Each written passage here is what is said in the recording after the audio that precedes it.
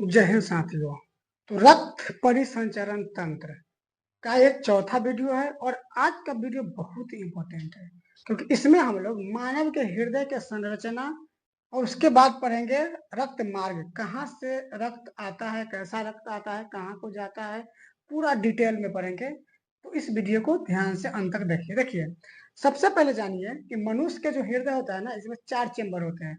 मनुष्य के हृदय में जो चेंबर कितने होते हैं? 4 चेंबर होते हैं, ठीक ना। बायां अलिंद, बायां निलय, दायां अलिंद और दायां निलय, 4 चेंबर होते हैं। क्या आप लोग जानते हैं कि जितना भी जीव है उसमें अलग अलग चेंबर की संख्या होता है? ऐसा थोड़ी है कि मनुष्य में 4 चेंबर है तो पक्षी में भी 4 होगा, उभयचर में भी 4 होगा, सरीसृप में भी 4 होगा। ऐसा नहीं है, सब में अलग अलग होता है। फॉर एग्जाम्पल आप लोग को समझाते हैं। देखिए, जो पक्षी होते हैं तो पक्षी में जो चेंबर की संख्या होता है वो 4 होता है। मनुष्य में चेंबर का मतलब हुआ कि बांटा हुआ भाग, ठीक ना, 4 होता है। लेकिन जो सरीसृपी वर्ग होते हैं, रेंग के चलने वाले होते हैं, उनमें जो चेंबर की संख्या होते हैं वो कितने होते हैं? 3। एक को छोड़ के, मगरमच्छ को छोड़ के, क्योंकि मगरमच्छ में जो चेंबर की संख्या होता है वो कितना होता है? 4 होता है। जो उभयचर प्राणी होते हैं, जो जल में और स्थल दोनों तरफ में रहते हैं, उसमें जो चेंबर की संख्या होते हैं वो कितने होते हैं? 3 होते हैं। लेकिन एक छोटा सा जीव कॉकरोच, कॉकरोच के बॉडी में जो चेंबर होता है ना, कि उसके जो हृदय होता है उसमें जो चेंबर होता है वो 13 होता है। 13 चेंबर की संख्या होता है। सोचिए कितना ज्यादा है। और मछली में जो चेंबर होता है वो कितना होता है? मात्र 2 चेंबर होते हैं। तो फिलहाल हमको मनुष्य के में पढ़ना है और मनुष्य के पूरा हृदय, इसमें हम आप लोग को हार्ट अटैक के बारे में बताएंगे, कैसे होता है, क्या होता है, ठीक है। तो देखते हैं चेंबर, मनुष्य के हृदय के संरचना। तो देखिए, हम बताएं कि मनुष्य के हृदय में 4 बेसन होते हैं। कितने बेसन होते हैं? 4 बेसन होते हैं। देखिए, एक यहाँ है, एक यहाँ है 2, एक यहाँ 3 और एक 4, ठीक है। देखिए, 4 जो चेंबर्स होते हैं उसमें सबसे इंपॉर्टेंट है। देखिए, अगर हम यहाँ से देख रहे हैं तो इस साइड के जो भाग है इसको कहेंगे हम लेफ्ट साइड, बायां भाग, और इधर का जो साइड है इसको कहेंगे राइट साइड, यानी दायां भाग। तो देखिए, बायां साइड 2 चेंबर्स यानी कि 2 कोष्ठक होते हैं। एक होता है बायां आलिंद और एक होता है बायां निलय, ठीक है। और जो दाहिना तरफ है, इस तरफ 2 चेंबर्स होते हैं, 2 कोष्ठक होते हैं, यानी 2 बेसन होते हैं। एक होते हैं दायां आलिंद और दायां निलय। देखिए, मनुष्य का जो हृदय होता है ना, ये दोहरी झिल्ली से ढका हुआ होता है। दोहरी झिल्ली का जो आवरण है ना, यहाँ पे देखिए, एक यहाँ और एक यहाँ, दोहरी झिल्ली के आवरण से ये ढका हुआ होता है। इसमें जो बाहरी झिल्ली होता है इसको हम पेडिकार्डियम कहते हैं। बाहरी झिल्ली को क्या कहते हैं? पेडिकार्डियम कहेंगे। और इसका जो आंतरिक झिल्ली होता है इसको हम इंडोकार्डियम कहते हैं, ठीक है। बहुत इंपॉर्टेंट है।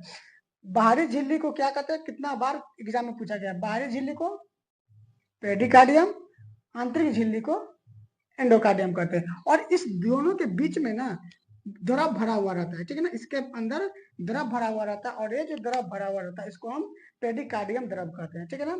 ये इसका काम क्या है कि ये जब बाहरी कोई आघात होगा ना, यानी हृदय में जो बाहरी कोई चोट आएगा उससे हमारे हृदय को क्या करता है? बचाता है। कौन? ये जो पेडिकार्डियम द्रव होता है वो।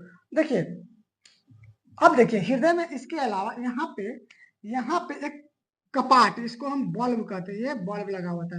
ये बल्ब का काम क्या है कि जब रक्त इधर से आए और इधर से पंप किया जाए करेगा तो इस मार्ग से रक्त ऊपर इसमें नहीं वापस जाए। और इस तरह का बल्ब होता है जिसके द्वारा रक्त जो होता है वो ऊपर की ओर जाता है, ठीक है। और यहाँ से रक्त जो है हमारे पूरे शरीर में मतलब कि चले जाता है। तो आइए हम इसको बारी से हर एक चीज को समझते हैं। देखिए, मनुष्य के हृदय में जो रक्त है, सबसे पहले फेफड़ा, जानते हैं कि जो ऑक्सीजन होता है उसको फेफड़ा से लिया जाएगा। कहाँ से लिया जाएगा? फेफड़ा से।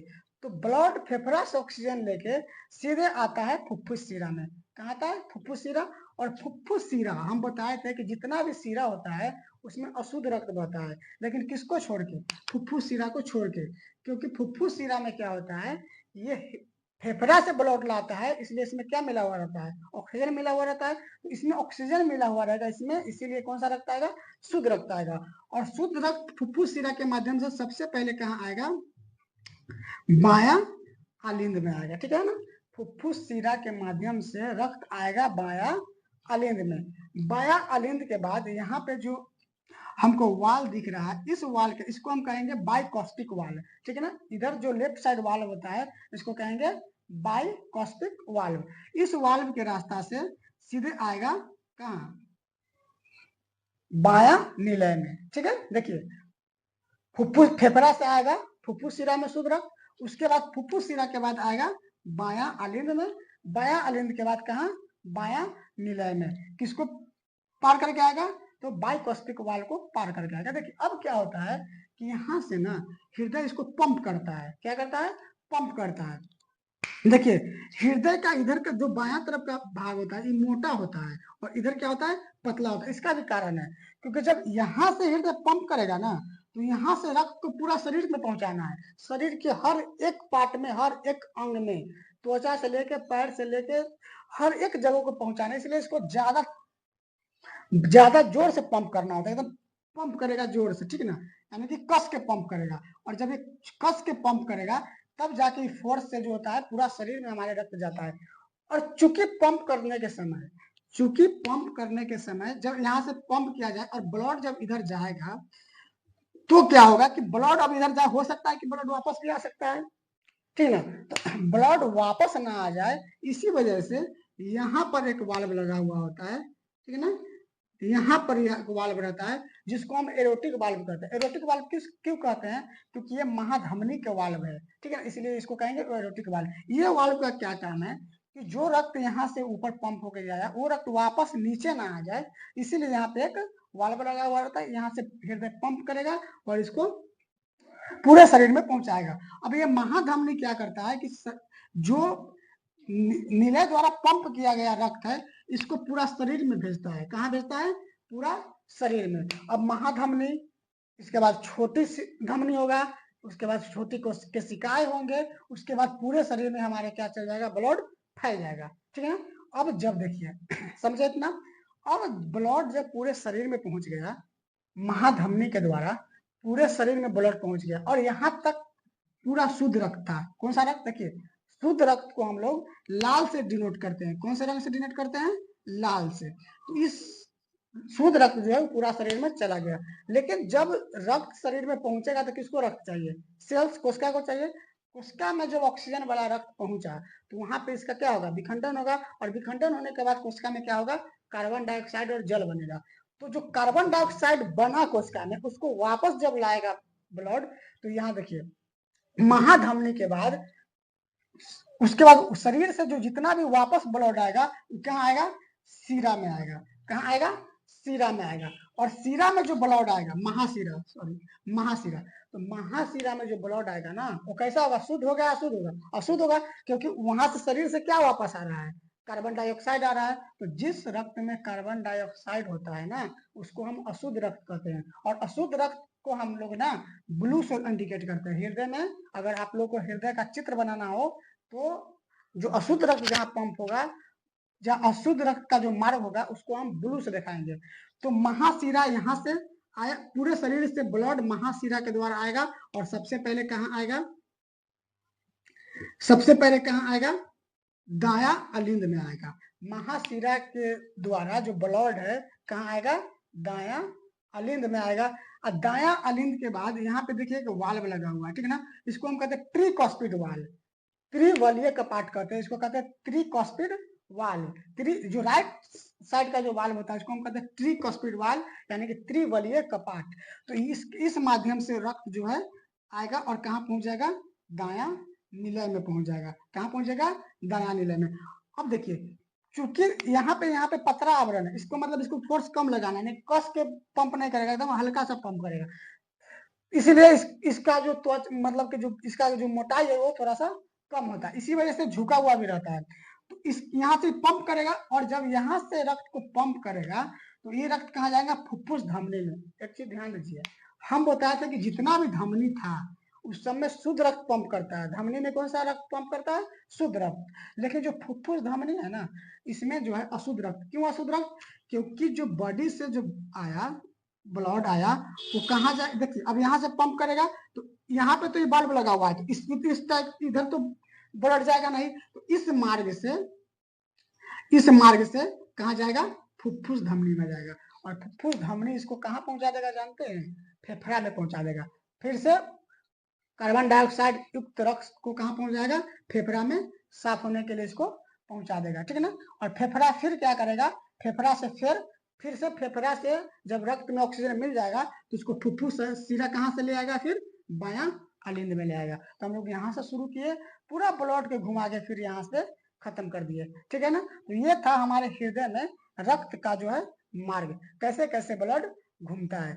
तो एक बार आप लोग ध्यान से समझिए, एकदम ओरल समझिए, माइंड को एकदम शांत करके समझिए, समझ में आ जाएगा। देखिए सबसे पहले दिमाग लगाइए कि सबसे पहले जो है हम लोग सांस लेते हैं तो ऑक्सीजन कहाँ जाएगा, फेफड़ा से सांस लेते हैं। और फेफड़ा से क्या होता है ना कि फेफड़ा से ब्लड ऑक्सीजन को लेता है और उसको कहाँ देता है, बायां आलिंद में, यानी कि फेफड़ा से ब्लड को कौन लाएगा, फुफ्फुस सीरा लाएगा। सीरा में चूंकि जितना भी सीरा होता है उसमें अशुद्ध रक्त पंप करता है, कैसा रक्त, अशुद्ध रक्त पंप करता है। लेकिन जो फुफ्फुस सीरा है चूंकि ये फेफड़ा से आता है, फेफड़ा से बायां आलिंद की तरफ आता है, तो फेफड़ा से शुद्ध रक्त को लेकर आता है, ऑक्सीजन वाला रक्त को लेकर आता है, इसलिए फुफ्फुस सीरा में शुद्ध रक्त का प्रवाह होता है, इसको ध्यान रखिएगा। तो फुफ्फुस सीरा फेफड़ा से आया और बायां आलिंद में रक्त को पहुंचा दिया। और बायां आलिंद के बाद क्या हुआ, बायां आलिंद के बाद एक था हम लोगों का क्या, कपाट लगा हुआ था, जिसको हम कहते थे बाइकॉस्पिक वाल्व। और जो बाइकॉस्पिक वाल्व के माध्यम से बल्ब ये रक्त कहाँ आ गया, बायां निलय, ठीक है ना, कहाँ आया, बायां निलय।